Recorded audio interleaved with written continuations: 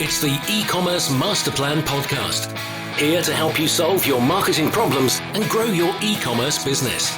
Cutting through the hype to bring you inspiration and advice from the e-commerce sector and beyond. Here's your host, Chloe Thomas. Hello and welcome to this episode of the E-commerce Master Plan podcast. I'm Chloe, the creator and the host of this award-winning show, and it's my aim every episode to help you find ways to improve your e-commerce business. So thank you for tuning in. And I would of course love to know how the show helps you, and you can let me know about that via social media by using the hashtag #EcomMasterPlan.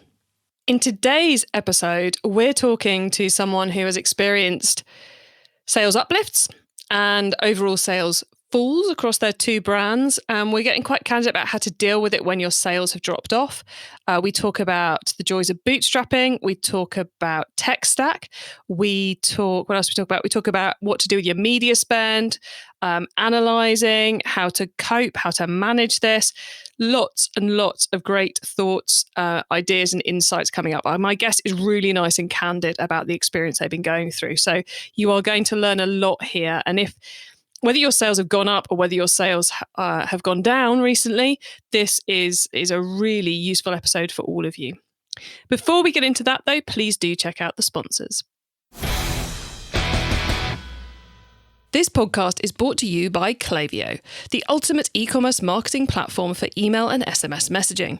Whether you're launching your e-commerce business or taking your brand to the next level, Klaviyo gives you the tools to get growing faster. That's why it's trusted by over 38,000 e-commerce brands. Build your contact list, send emails that pop, and create marketing moments that build valuable customer relationships over any distance. Get started for free today. Visit klaviyo.com/masterplan to create your free account. That's klaviyo.com/masterplan. Klaviyo is the leading end-to-end discovery platform for e-commerce businesses, enabling merchants to deliver personalized and intelligent search and navigation experiences for their shoppers. Klaviyo's machine learning algorithm and rich NLP takes search queries beyond keyword-based matching, delivering exactly what shoppers want and more. Regardless of the platform, Klaviyo provides a seamless integration process for all retailers. Try it out for free at klaviyo.com/schedule a demo. That's KLEVU.com/schedule-a-demo. And now to introduce today's special guest. Ian Leslie is the CMO at US homewares brands Industry West and Favor. It all started with Industry West in 2010 and then Favor launched in 2019. Now the two sites typically grow at 25% per year with sales over $10 million a year. Hello, Ian. Hey, how are you? Thanks for having me. It's great to have you here. How did you get involved in e-commerce in the first place?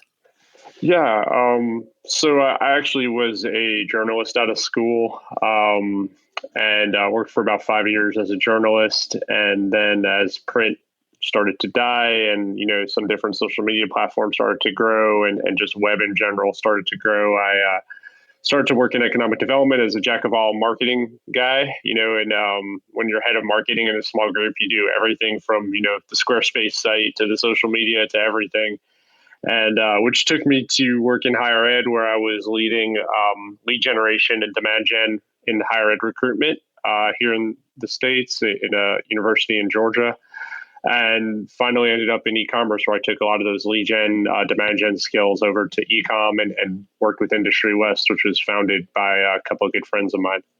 So having myself worked a little bit in lead gen, as well as a lot in e-commerce, I found the first time I encountered, as a marketer, the first time I got to see e-commerce stats, I got incredibly overexcited about the richness of the data. It's not just, they converted. The second they converted, you get an idea of the quality. Did you have a similar kind of aha moment? Yeah, that's great. I've never really thought of that. It's because when you're just dealing in lead gen, demand gen, or lead gen, you're not seeing the entire funnel. A lot of the time, but then you get into a lot of the conversation of marketing versus sales and a lot of those arguments, right? And for me in higher ed, it was marketing or versus admission. So like I was bringing in all these high school students who were raising their hands saying they wanted to learn more about the university, and then if they died on the vine at admission, I'm, pointing my finger at admission's pointing their finger at me, saying that they're not good prospects, and which is, is typical on the sales side. But when you deal with e-commerce, you get to see the full funnel, and you get to see that prospect lead come in the top and exit the bottom or not, and figure out, why did they exit, and what did you do well, or what are you not doing well? And yeah. I mean, you become addicted with the numbers, and you become, I think, even my kids, they've become accustomed to looking at, the live view of Google Analytics to see how many people are on the site and how many people are on the cart page and all that. You just become pretty addicted to it. It's fun. Ah, cool. You're same as me then. Once you've gone e-commerce, I don't think there's any going back personally. Too many stats, too many good stats. Well, look, Ian, you and the guys at Industry West and at Favor, you've had a pretty unique experience of the pandemic hitting and affecting sales, because one of the brands went up and the sales on the other one kind of sank. Can you tell us a bit more about that? Yeah. Well, I don't know that I would say sank for Industry West, but Okay. Changed, definitely changed. So we're dealing with two very different verticals under one umbrella of an organization. So Industry West, obviously we're dealing in sofas, tables, chairs, lighting, and mostly to the trade. About 70% of our customers are to the trade. And when I say the trade, I'm talking about whether it's a mom and pop pub or a cafe or pizza shop that, is buying, 20, 30 stools, or whether it's internal or external procurement for, say, a Google or a Facebook or an Airbnb or, gosh, I mean, we've done New York Stadium, like a dining hall in Yankee Stadium. We've done a number of sports facilities here in the States. We've done, really tons of office space for SaaS companies that I'm sure you're familiar with, like Yotpo. And we've done like SeatGeek. So that's what I talk about when I talk about to the trade. So what we've seen is, and in Favor, of course, you're dealing with more home decor, more, much more direct to consumer. And the AOVs are obviously shifting with that. So with Industry West, you're dealing with an AOV that's typically a monthly house payment, if not more.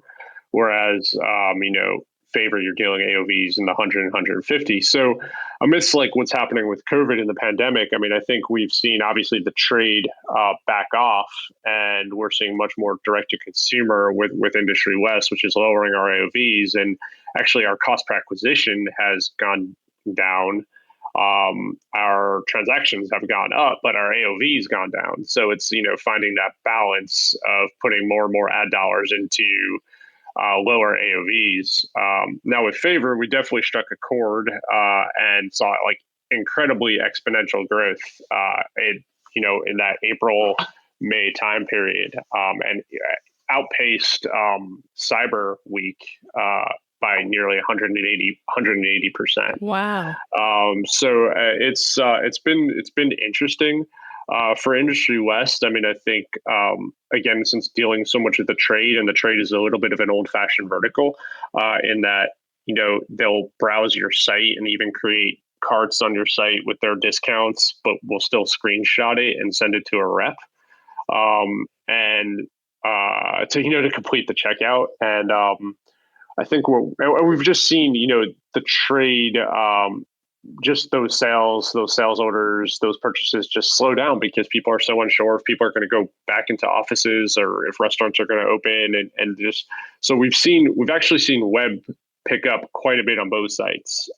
Web picking up on Favor, where it's always web, has been great and shown overall growth. Web picking up on Favor, but the rest of the sales not keeping pace is where we've seen, the drop off.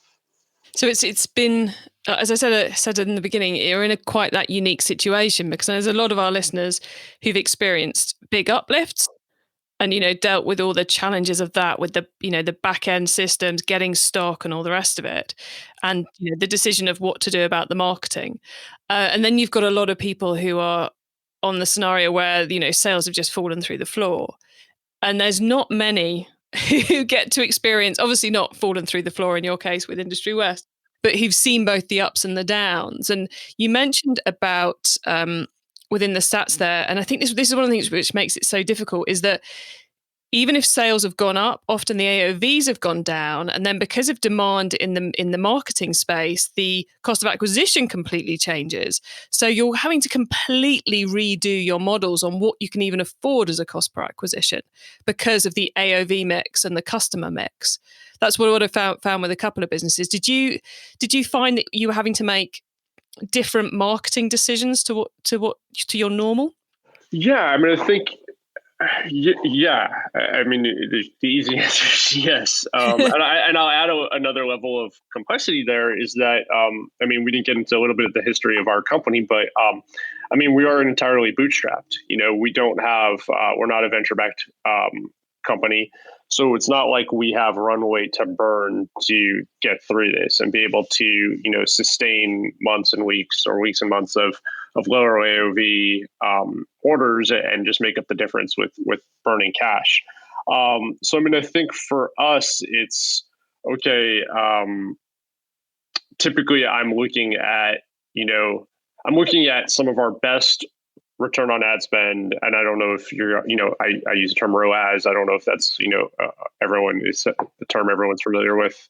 We can use ROAS. So ROAS is the return on advertising spend, which is one of the, it's a cost per acquisition method which takes into account the AOV, which makes it very useful when you've got very different AOVs going on in a business. Right. So yeah, plow on. So yes, I mean, I think I'm looking at ROAS that's at an all-time high for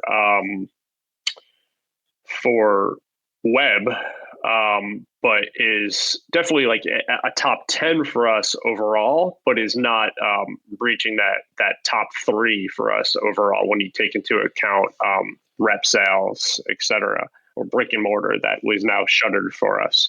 So it's like I can, and web is great, and web is going to help us pay salary and help us pay our overhead and pay our rent and everything. But web's not going to get us into that profitability mode. So it's like, had I kept spending, there would have been a point of diminishing returns. And I have to, especially as everyone's running a lot of sales right now, whether it's free shipping or, you know, 20% off plus free shipping or whatever it is, and that's cutting into your margins. So, I mean, it's really critical that, I mean, I think we look at the numbers. I mean, I look at ROAS numbers daily. I look at overall numbers weekly, and then we look at budget numbers monthly. And, you know, taking like Memorial Day did great, but it was at the cost of 20% free shipping. So at the end of the month, like, what's our bottom line margin look like? And, you know, are we comfortable moving forward with those smaller margins? So yeah, I mean, it's a balancing act. It's certainly a balancing act, and one.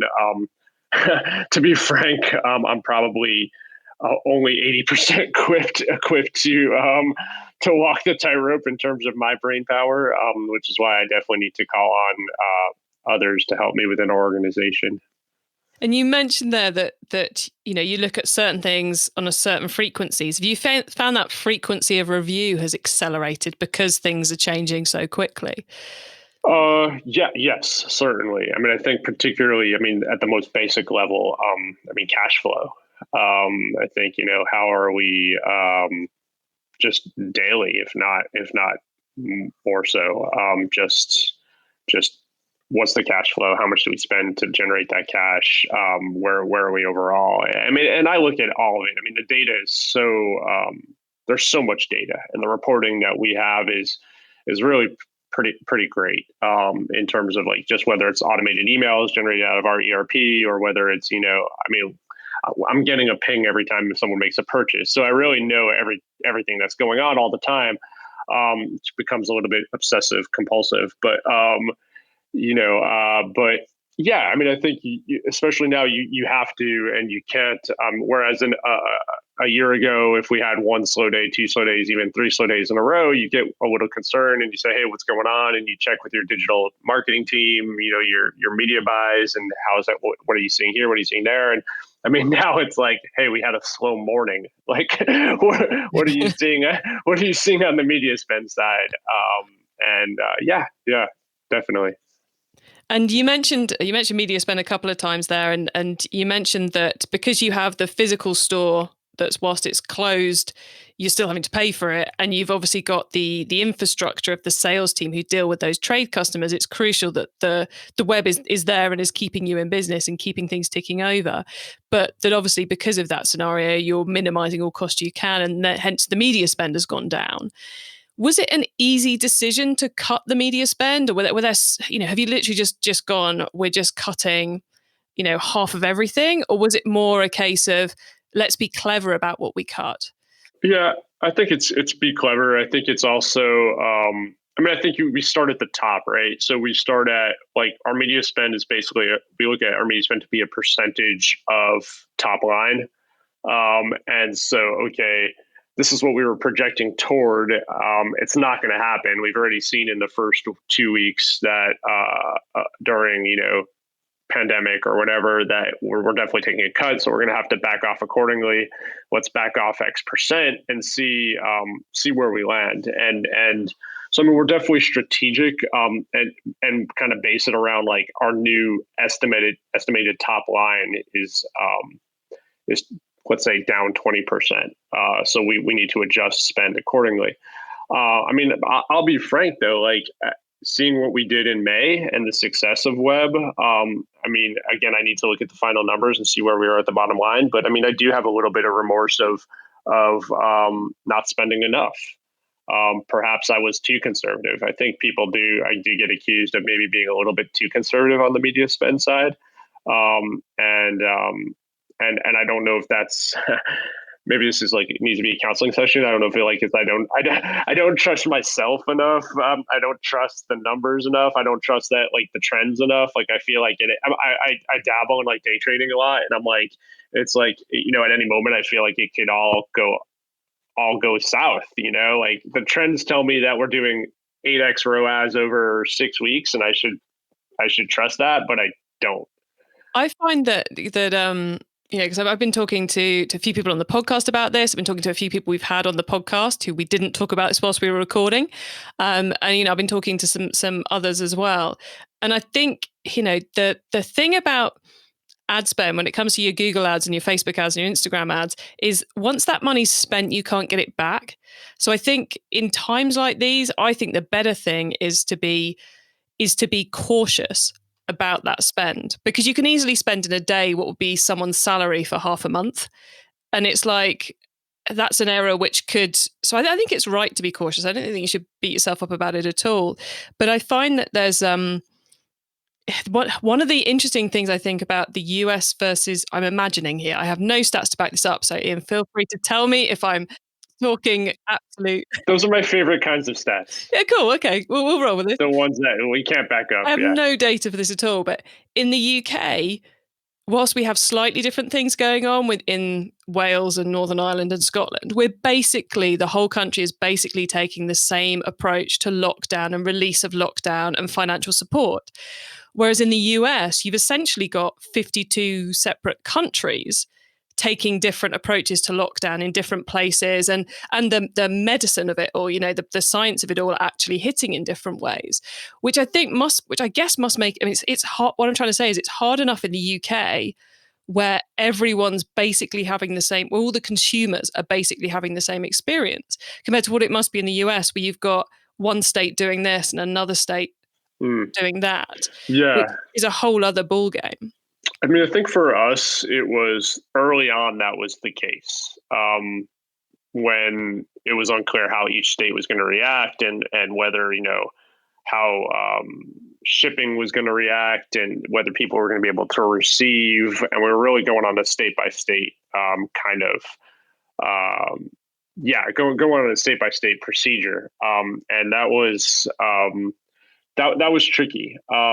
I think now a little less so as things are opening up and everything is a little bit more, and we've seen, weeks, months of, people are able to receive their stuff pretty much without issue. Again, more so on the residential side. I think it's been tricky. I think what makes it a little bit easier for us is that we really target some some major metro areas. So it's, it makes it a little easier in dealing with furniture as opposed to t-shirts is like you can be pretty buckshot with your approach when you're dealing with a $25 or $20 t-shirt, right? Like anyone in any of those 52 countries, as you mentioned, can probably purchase one of those t-shirts. When you're dealing with, $5,000 sofas, I mean, you're really needing to target your demo a little bit more, particularly, and more so in the geo, right? I mean, I think it's more so it's more capital areas, more urban areas. So you're already doing quite a lot of geographic targeting. Exactly. More city centers, and less Poughkeepsie, New York, as I kind of mentioned. But yeah, I think that. So I think our targeting has already kind of been there. But yeah, I think it's. But I think that you make a great point. I mean, there's so many different components of this that just make it so complex. Yeah, you almost have to like wait and see what the stats look like each week, and then because trying to guess what the consumers are about to do is I've found nigh on impossible. Right. So on the kind of the flip side of the marketing, we know you've reduced the media spend and cut back a lot in those areas, but what I found with some other retailers is that whether sales have been going up or sales have been going down, they still have marketing resource, human beings, and budget to spend, and they've ended up putting that budget into areas they possibly wouldn't have done. So, for example, I know of companies who have seen big uplifts but haven't got the stock to supply it, so they've cut back spend, the hard and fast stuff that works all the time, but so they're redeploying their resource into social media and SEO and those softer things, so they've got it ready to pay back in the long term. Has that been something you've been doing whilst you've been cutting back on the spend? Yeah, that's a great question.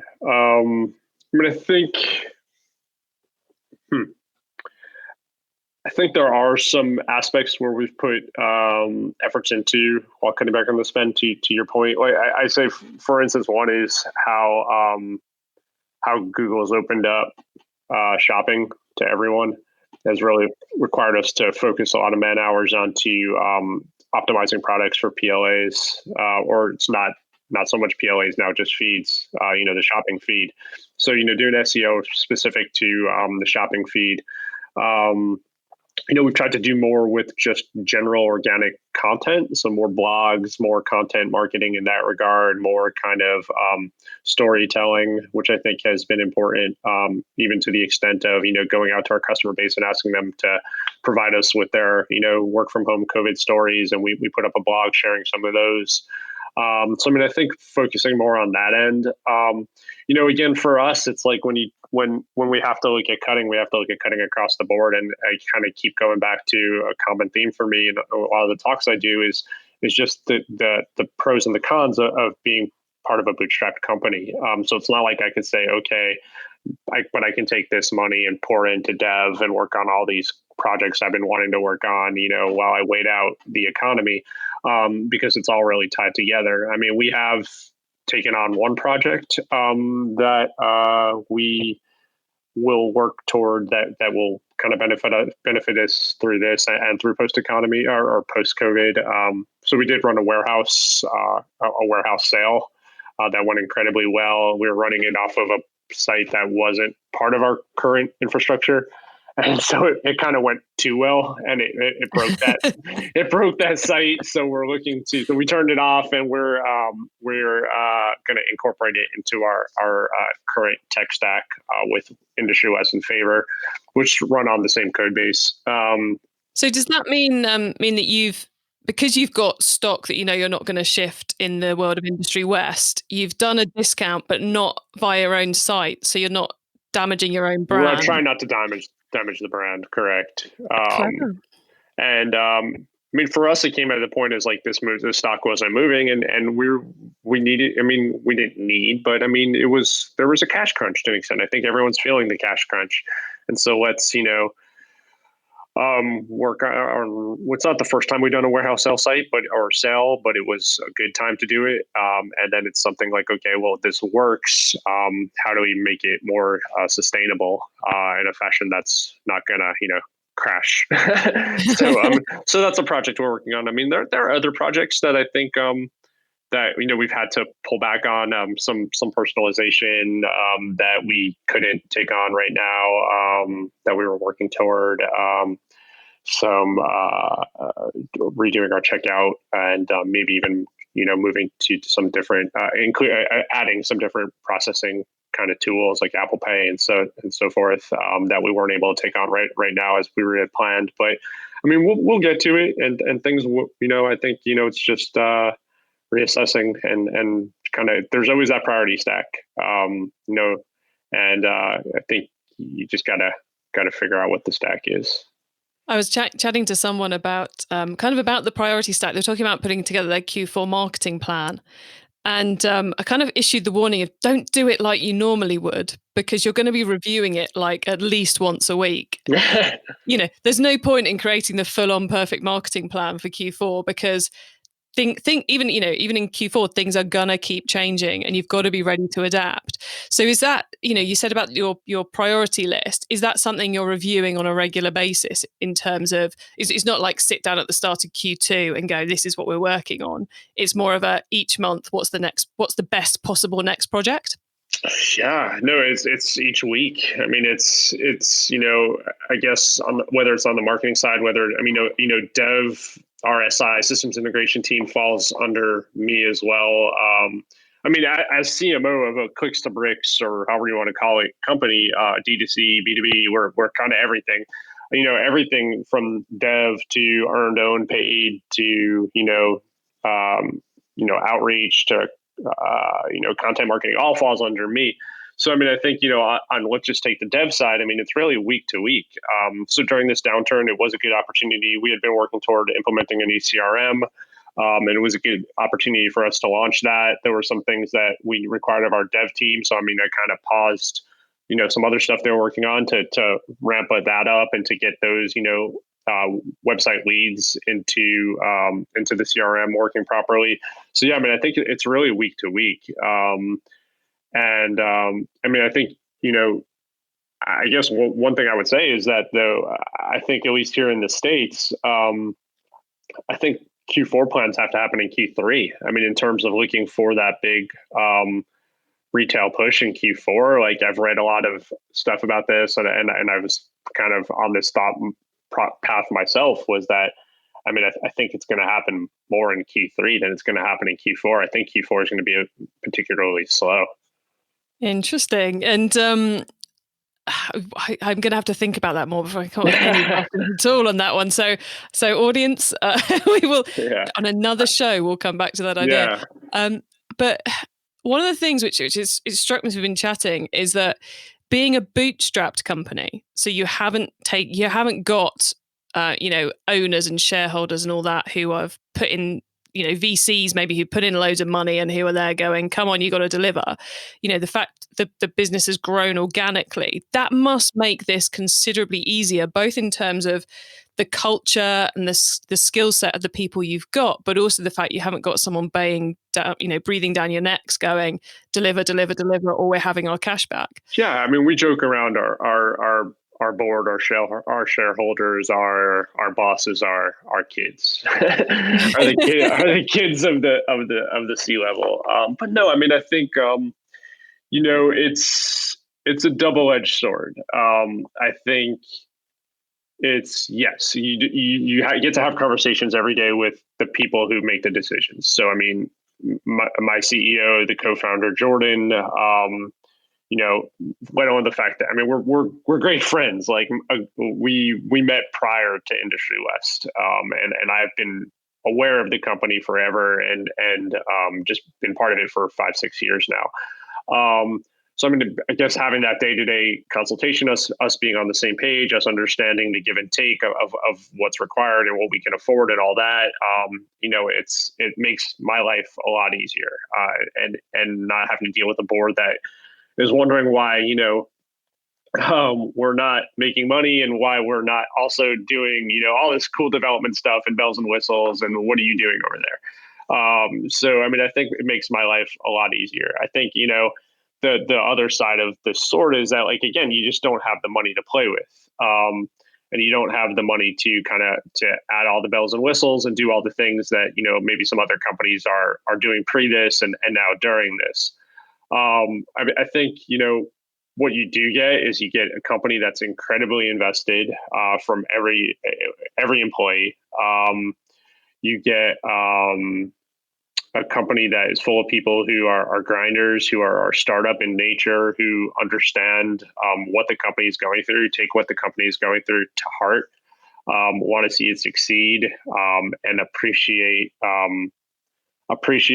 much the director level or the C level cares about everybody that's impacted by this, and it leads to some tough conversations, and it leads to some tears at times, but at the end of the day, it makes you stronger for it. And but I mean, I think it's a great team, and I think it's if I had to choose, be part of a bootstrap company that really has to look at every penny spent and look at every dollar and make sure every dollar spent returns 8, or be with a company where, you're sitting back and burning through millions of cash and having to, just not understanding your budget, not understanding what money is coming in, going out, and just hopefully just kind of your tactic is crossing your fingers and praying that this ends sooner than later. Like I'm going to be where I am. I'm going to want to, take the bull by the horns and try and exert some understanding of the situation and hopefully be able to pivot and make it work. E-commerce Master Plan is supported by some of the greatest companies in the e-commerce sector. Here's a reminder of who they are. It's safe to say that most of us have been doing more shopping online lately. And if you're an e-commerce brand, that means you might be seeing more first-time customers. But once they've made that first purchase, how do you keep them coming back? Well, that's what Klaviyo is for. Klaviyo is the ultimate email and SMS marketing platform for e-commerce brands. It gives you the tools to build your contact list, send memorable emails, automate key messages, and more. Way, way more. Whether you're launching a new business or taking your brand to the next level, Klaviyo can help you get growing faster. And it's free to get started. Visit klaviyo.com/masterplan to create your free account. That's klaviyo.com/masterplan. Klaviyo is the leading end-to-end discovery platform for e-commerce businesses, enabling merchants to deliver personalized and intelligent search and navigation experiences for their shoppers. Klaviyo's machine learning algorithm and rich NLP takes search queries beyond keyword-based matching, delivering exactly what shoppers want and more. Regardless of the platform, Klaviyo provides a seamless integration process for all retailers. Try it out for free at klaviyo.com/schedule a demo. That's KLEVU.com/schedule-a-demo. It's time for the top tips round. Okay, I love this section because it gives me and our listeners some really quick ideas for taking our businesses to the next level. So, Ian, you ready for these top tips? I am. Let's go. Marvellous. Okay, the book top tip. If everyone listening to this podcast agreed to take Friday off and read a book to make their business better, which book would you recommend? So this is a tough one because a lot of my books are, actually right now I'm reading the latest, the Hunger Games prequel, which I'm pretty excited about. There's a Hunger Games prequel? Yes, it just came out like 2 weeks ago. I'm almost done. Oh, that's my Friday gone. There you go. I read the 3 Hunger Games books, each of them in a 24-hour period. So that's Friday just done for. But anyway, there you go. Well, you have a business book. Yeah, well, it's not so much business; it's more sports. But I think there are business elements that can be taken from it. Is The Victory Machine, which is about the Golden State Warriors and their 5-year run here in the States in the NBA.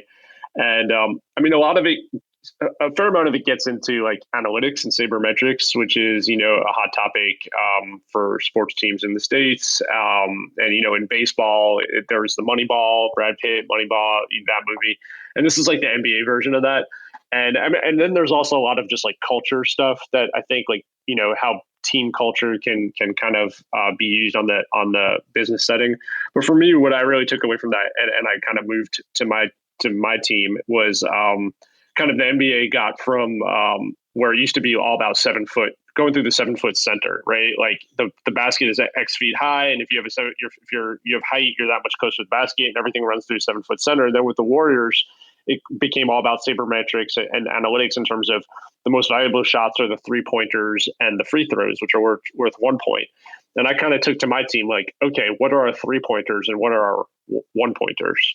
And, how do we just kind of push those constantly? And yeah, we'll get some mid-range jumpers in there with like a sofa or a table or whatever, but like, what are the 3-pointer, what are the highest value shots for us? And that's something I've really kind of pushed on my team in terms of thinking about. But then there's a lot of great just kind of teamwork and culture building conversation in that book as well. So yeah, I'd say the victory machine. Nice. Okay, the traffic top tip. Which marketing method do you either prize above all others or think doesn't get the press it deserves? I still think email is worthwhile.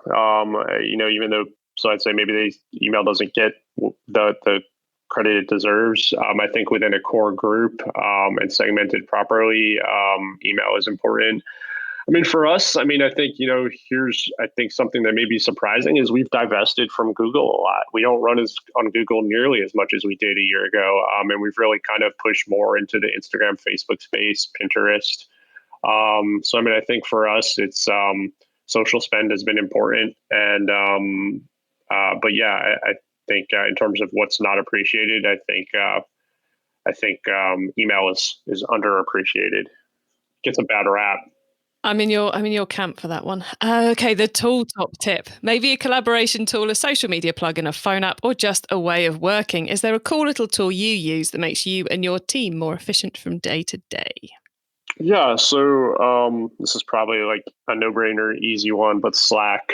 We're big on Slack. I don't know how we lived before Slack, but Slack is important. But I guess maybe one that's a little less well-known is so we use Nosto, Nosto. Nosto is a personalization platform. I'm not sure if you're familiar with, but so they do like all of our on-site recommendations on the PLPs and some other personalization pieces for us.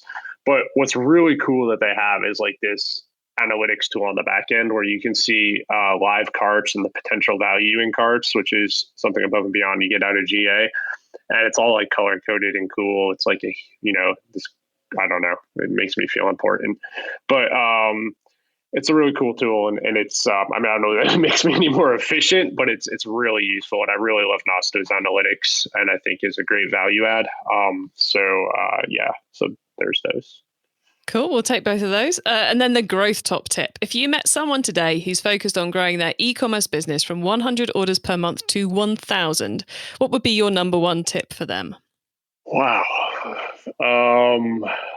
That's tough because it's like you have to see what they're doing or not doing. So would you say it's you have to look at the analytics and the data? Yeah, right. I think there's always kind of it's like a huge matzo ball of a question, and because like I think like are you doing it at a proper cost? Are you doing it at the right margins? Because just spending. Like if is it the right CPA? Like, are you throwing good money after bad just to increase your growth? So, I guess for me is like, what's more important to me is, and I feel like I could go to any company and create a hockey stick, right? The hockey stick of growth. But it's like, okay, so is it an efficient hockey stick? Are you profitable? Are you making your good numbers? And then like more important than that is like, okay, after you've achieved that hockey stick, which is what I achieved in my first year at Industry West, is like, yeah, there was a hockey stick of growth because we weren't doing like our email stunk.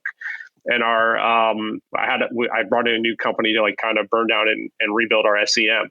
But then it's like, how do you create that sustained growth or that expected growth? And so I don't know. If you're doing 100, I guess if you're doing 100 and you think you're doing enough to do 1,000, then you're kind of not. So I'd say look at all the. I don't know. I think you just need to take a deep dive, and maybe the right thing is to just kind of bring someone in to look at it for you, and just talk to your peers and see around you. Like, what am I doing? Look at the companies that you think are doing well and throw their URL into builtwith.com and see what they're running on, see what their tech stack is like and see what you can learn from them. I love that. Builtwith.com does not get mentioned on this podcast enough. Ian, thank you so much for all your answers today and for being so candid about the things which are going on at the moment at Industry West and Favour. Would you like to let listeners know where they can find you and the business on the web and social media, please? Yeah, of course. So we are industrywest.com, and then favor is infavorof.com, and then all the applicable social media platforms. And then hopefully when all this passes, we will reopen our flagship showroom. We are on Crosby Street in Soho in New York City. But yeah, that's where we are, industrywest.com and infavorof.com. Marvellous. Thank you, Ian. Thank you so much for being on the show and for being so generous with all you've shared. It's been greatly appreciated. Yeah, thank you.